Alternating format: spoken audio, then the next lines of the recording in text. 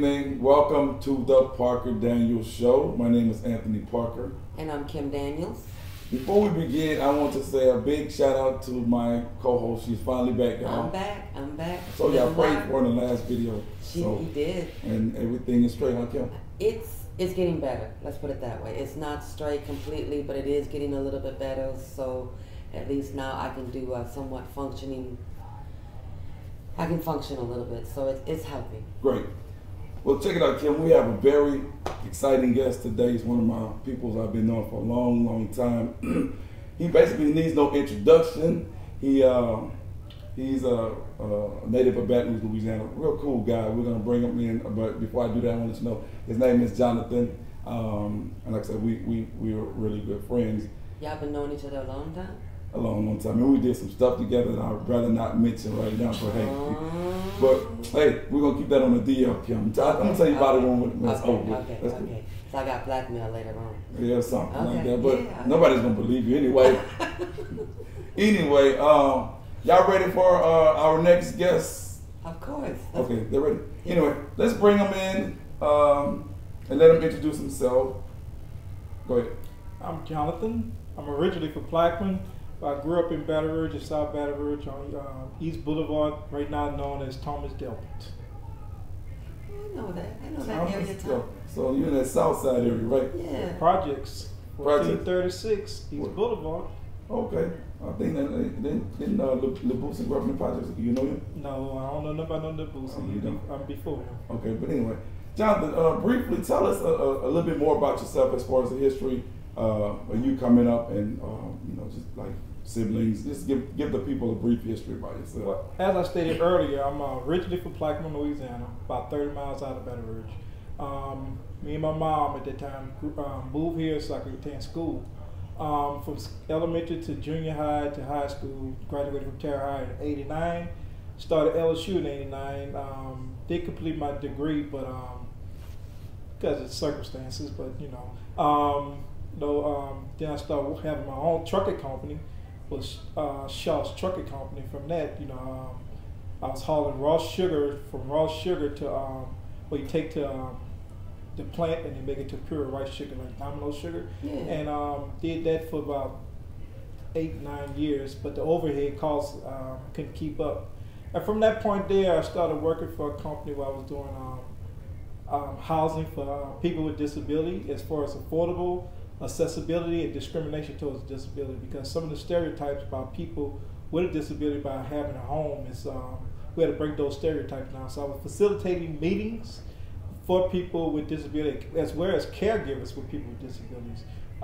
So we had to try to break down the stereotype. We had contractors, construction workers, bankers who could give loans, people with disabilities, and people who work alongside as well, caregivers, collaborating to try to come up with different things, how we could talk to apartment owners or either lease owners to rent homes to people with disability. And from that, I was working for another place, which I was disability program navigator, which we was in charge of breaking down the stereotype, breaking down the stereo walls for people being employed with disabilities, which was a task within itself. We work out of an unemployment office here in Baton Rouge.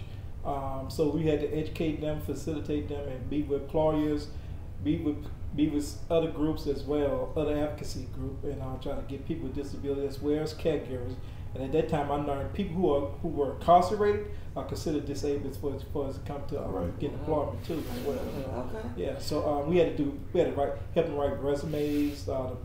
Whoever was our constituent, even like I said, even the caregivers, and from that you would something as little as simple as a person might need some kind of support in the beginning to job to help him or her. Maybe a few weeks or maybe a month could stop a person from getting a job as well. Like I was told by one of my employers, a lady was in a wheelchair. She had a job, but she was living in with a house that she had to go up and down stairs.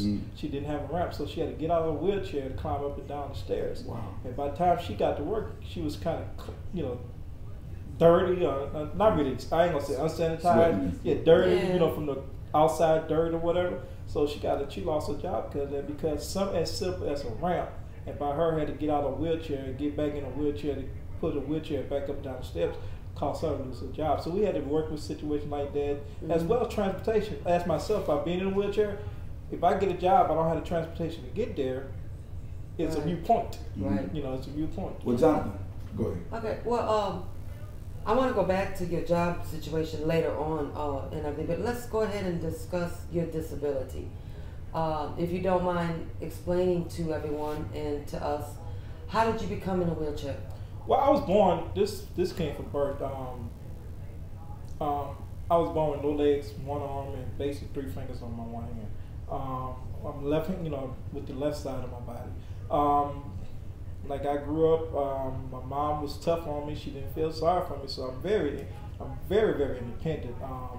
I used to drive, but my truck caught on fire. So right now, I have a vehicle, but my wife drives me around, but I'm not able to drive myself at this particular time. And can I say that I can attest to what he just stated, because as I mentioned earlier, he and I used to hang out a lot, and he did a lot of driving. So that was my partner in crime. And a lot of people didn't believe it, but until they saw him. But he had become a very good, very integral part of our family. So we took him in like it was nothing, right? Correct. Right. Exactly. Treat me better than my own family sometimes. Definitely. So did you, you say you received support from your mother. What about anybody else within your family? Well, man, basically growing up, I was the only child for a while. Growing up a cousin, and then, either you gonna keep up or stay behind. So I had to learn how to cope and how to deal, how to catch up with them, because nobody felt sorry for me growing up and everything. Even with friends, like I was living in South Baton Rouge, kids are kids. They're real. They're gonna tell you the truth.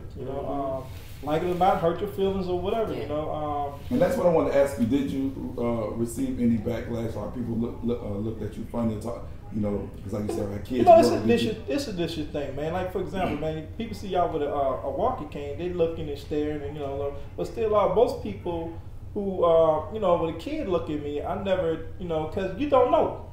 But it's different if an adult look at you and staring, like, come on, you should know better. Exactly. Exactly. All you got to do, if you got a question, ask me. That's right. I'll be more willing to tell you what the situation is. But no, she didn't get too personal, anything like that. But like one time, I went to the movies, man. It might have been with Beat, man. I don't remember who it was. A guy I was talking to somebody who I was with, and he just, an older gentleman, maybe a little older than me at that time, just come in and ask me like a little child, what's wrong with you? Why you like that? Like, really, dude? You would think he would know better, Right. So like what you're saying is, there's a certain way to ask questions if you really want to get the proper answer. Because I don't blame if people were to come and ask me any type of questions and they weren't formulated right, I kind of get offended as well. So yeah, I don't mind you asking me anything. Right. Like I said, if I feel too personal, I tell it none of your business. But just how you do it, it's a perception more than what you're asking. Right. People you would think he'd be an adult at that time would have knew better. Okay. Well, let's dabble into your social side. Were you sociable? Did you go out and to like parties? Did you date? Tell the people about that, because I know. Dating, going to too many places, especially in high school, man. You don't have, by me being in a wheelchair, not too many people really want it. That's not convenient for them at the time. So I went places. Don't get me wrong. I did things, but I like at growing up in high school the way I wanted to do. For dating, I had female friends. We talk at school, talk on the phone. But for us just going, might have went to their houses and stuff like that. But just going to different places, transportation was a big problem. But that was eliminated when I started driving, and I started driving like my second year in college at LSU at that time. Now, as being in a wheelchair your whole life and stuff, how accessible are the facilities that you get to and everything? Have you noticed since you've been in a wheelchair? And stuff Well, your whole life? of course, they got quite a lot of places that are not accessible. That I either had to have help just to get up a step up. Cause like most homes, as my home is right now, they got a step up. I wouldn't be able to get in and out there, but once they built my home, they did some modification. Like they put a ramp in every entrance for me to get in and out, and they lowered my sink. Some closet was too narrow for me to fit in with my wheelchair, so they widened the closet and things of that nature. They lowered my thermostat where I could reach it. So basically, it had to be some modification in order for me to live in a house that I could call home. Because if you're not comfortable, can't move around, it's really not a home. Right, It's just a place where you lay in your head at. Right. Well, I want to get back to this day because you know I got to get back into the situation. Come on, man. So How far you going with you? so tell me this. Was there any difference in terms of the way your friends dated who were not impaired versus you? You know, like did any of the girls like say, "Well, of course, man. When I first meet people, as far as a female, both like growing up, just meeting them on the initial part, is I say good 7 to 8 out of 10. I didn't have a chance, but once they hear me, I can speak well, I can talk well, I function just like anybody else, except I just leave my wheelchair to get around. Then it became 7 to 8 out of 10. I had the opportunity, you know, to get with them or whatever, you know. But then again, you always had those girls like I can't deal with him, you know, by him being with. Well, you lost somebody else's game. That's what I look at, you know. And speaking of your losses, somebody else's game. Tell us about that somebody else's game. I mean, I've been married ever since not 2098, but 1998. My wife, we've been married for August 1st of 1998. Matter of fact, I met her through somebody, Anthony, and so you know he was dating this little young lady, and they were friends, and that's how I met. So we're gonna move on from that particular subject. Wait, let's go back. What was that again? He introduced me to he introduced me to my wife, man. Okay. So Kim, you have any? While he was dating someone else. So Kim, do you have any questions you want? We were moving forward from that, right? To what do you want to ask him? Yeah, let's go back to some of your job opportunities that you've had. You said you've had your own trucking company, and I find that amazing that you know that you did that, and you're probably the ones that I probably was fussing at and cussing at, dropping all that sugar cane on the road, and while I had to drive over it when it was sugar cane time. But as for right now, you are not currently employed, correct? Unfortunately, I'm not employed, man. This sometimes I wonder is because I didn't get a college degree, but I know a lot of people who got a college degree is not working in your field. So I really kind of eliminate that. Then I'm close to 50, so I'm starting to wonder is it age? I ain't gonna say age discrimination, but age is my age factor. It's factor. You know. Well, let me preface this, Jonathan. I really don't think it's because you didn't receive a college degree, because I have one and it's hella hard as well. So don't think that that's the case. So go ahead. But I have a lot of experience when it comes to, because most of my job is... Was some of the jobs that you have applied for, and I mean, have you even had interviews? And if you've had interviews, what have they been telling you as to why they're not hiring you? Lately, Kim, for the past 4 or 5 years, I have not really been getting no feedback, no phone calls. So I can't, as far as why I'm not being, you know, considered or be considerated, or even why they're not hiring me, I don't get no feedback. Right. Because I've just noticed that since, I mean, I've only recently have lost sight. I've only been blind for the last 5 years now, totally blind. Anyway, and it's just I have noticed that a lot of these companies, and even a lot of these box stores, that they call them and everything, do not hire disabled people and stuff. I mean, even when I was sighted, and I guess I wasn't aware of it until I became disabled myself or lost sight, that when I was sighted and going into these stores, you know, you don't see many disabled people, whether it be, you know, in a handicap or blind or in a wheelchair and I'm just trying to get a perception, you know, why do you think a lot of these bigger companies? Because you said two things, you know, you're getting older, which may have a factor. It may be, you know, they're looking for youngsters, or it may be, you know, due to your impairment. But what do you truly think that may be the case? Man, I really don't have any idea, because a lot of jobs I'm applying to, I have the experience, even though like I just stated I don't have the college degree, but a lifetime experience outweighs a college degree. Right. So as far as age, you know, that just something pop in my head. I'm not saying that's the reason. I agree with you too, because I'm you know, getting older too, so I look at that as well. He's like 60 something, maybe. Yeah, he's close to it. But I feel that may be a factor. But I mean, in the words of Mr. T, man, I pity the fool for not hiring you because you are well spoken and you're educated. You have experience. But that's one of the things we're going to touch on in some other shows. But we definitely want to get your your input on. And see, at first, when being with a person with disability, you can't prove it. That's why they're not hiring you. Of course, they're not gonna say it. You know. Right, right. So some jobs I knew I was qualified for. Mhm. I knew I was capable of doing the job, but for some reason I didn't get hired. Man, I went back and got my life and health insurance license. Passed the first time I took the test. You know, so and a lot of these jobs, man, I didn't get hired. So, but think about it. A lot of those jobs require you to go from house to house to house, which accessibility is a problem for me. I understand. Okay. In wanting to know and everything, who is your main support right as of now? Well, right now, my wife, unfortunately, she's on dialysis. Mhm. So she working, but she really can't work, to be honest. She working basically just to try to help maintain the family, you know. Right. And plus, she got, I don't know if y'all ever heard of neuropathy, Mm. you know, which you have a nerve pain, which is nerve pain. Uh-huh. So she got nerve pain from the top of her head all the way to the bottom of her feet on her right Mhm. side. So, you know, putting on clothes is a hassle for her sometimes because of the sensation of the pain. Right. The cold air could be a problem for her and everything. And she can't wear closed and shoes. She got to wear open toe shoes because of the pain on her right feet Wow. grips it and causes her to have excruciating pain. That's So, but that's right now right. she has to work. She choosing to work at Bear what she's going through, but right now she get disability, and I get disability, which is nothing that's talking about you gonna get rich off of. No, You know? definitely not. exactly. Well, Jonathan, before we conclude, because I know this, you know, we're at the 14-minute mark. Is that right, cameraman? Hmm. We're gonna get to you to just give the people a few words of encouragement. You know, they may be going through the same thing that you're going through. Let them know what's going on in your life that maybe you can reach someone. Well, man, what's keeping me going? To be honest, I'm a man of faith, a man of faith, person of faith.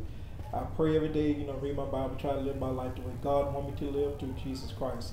And basically, man, that keep me going. Because if it wasn't for that, I don't know what I would do. You know, not saying I would give up on life itself. Nah, I love myself too much to do something like that. But where would I be at? I don't, you know, I might have gave up on my wife, gave up just be out there, you know, doing whatever. I don't drink, smoke, smoke anything like that. So I just, you know, just be living my way I want to live instead of living for Christ. But that was keep me going, man. Even though I may think things are hard, but God always showed me that things, you know, He got me. Because no matter what I need, even though I want to work it and get it myself, but God always provide for me and my wife, you know. Because sometimes, man, I was in a position where my wife needed medicine for diabetes, medicine and whatever, and we didn't have the money to get it. But as a man and as a husband, that is hard. You know, you can't provide for your family like that, you know. But God always made a way and put people in our lives that we was able to still maintain or whatever, you know. So I'm grateful for that, and you know, I'm a family man first. My family, my friends, my loved one, you know, my little sister, man. Me and her 20 years apart, so we got things in common, then we don't have things in common because we're a generation apart. And then, you know, I love my niece. I got my nieces and nephew through my sister, and through my wife. She got nieces and nephew too. Love all them to death. My cousins, and my aunts and uncles. So, man, you know, just family, friends, and love. You know, me and like I say, me and Aunt go back all the way to LSU that we first met. Okay. You know. So you basically want everyone, you know, your advice to anyone who's going through what you're going through is to stay strong, believing in God. If that's what you know, if that's your Yeah, believe in something, man. Right. You know, you don't believe in Christ, that's your choice. But I choose to believe in something, man. Don't give up. Life is not always easy because I was looking at TV the other day, seeing people who are starving. I got a roof over my head, got clothes on my back, got food in my stomach, got people that love me, man. Actually, what more do we need? Yeah, You know, that's true. Kim, this guy is very positive. He is. to say He's the least. very positive considering the obstacles he Right. has came over. And Jonathan, I mean, I can say, I pray for you and your wife for what she's going through, and I commend you, highly commend you for what you have accomplished so far. And I hope you get, you know, I hope you can continue to advance in life, and something's gonna come your way. Yeah. I You think- just gotta steal. What they say, stand still and trust God. There you go. Man, that's not easy all the I time. know, I You know, know, I stand know. still and trust I Him. You know. know, like I said, Kim, I ain't making this far without God leading my life, because I grew up in the early '70s on a sugarcane farm. Yeah. And they call it plantation. Right. I still got uncle working back on the sugarcane farm today, you know. Okay. I know I seen where the big house is, what they call it, where the Ah. main, you know, but Yeah. I wondered if some of the trees was that any of my relatives got hung on, you know what I'm saying? I was in New Rose, and I visited the Yeah. plantation for the first time. Well, Jonathan, you have so much to say. I mean, I'm sorry we couldn't go longer, but we definitely will come back and have you on, you know, at a later date, because you're a man of many words, many ideas, and I'm proud to have the chance to, first of all, introduce you to Kim Daniels and introduce you to the world. Kim, what you think? Like I said, Jonathan, I mean, like I said, I commend you. Keep on doing what you're doing, keep on believing, and keep on praying and everything. And as for everybody there, YouTube viewers, subscribe to this show.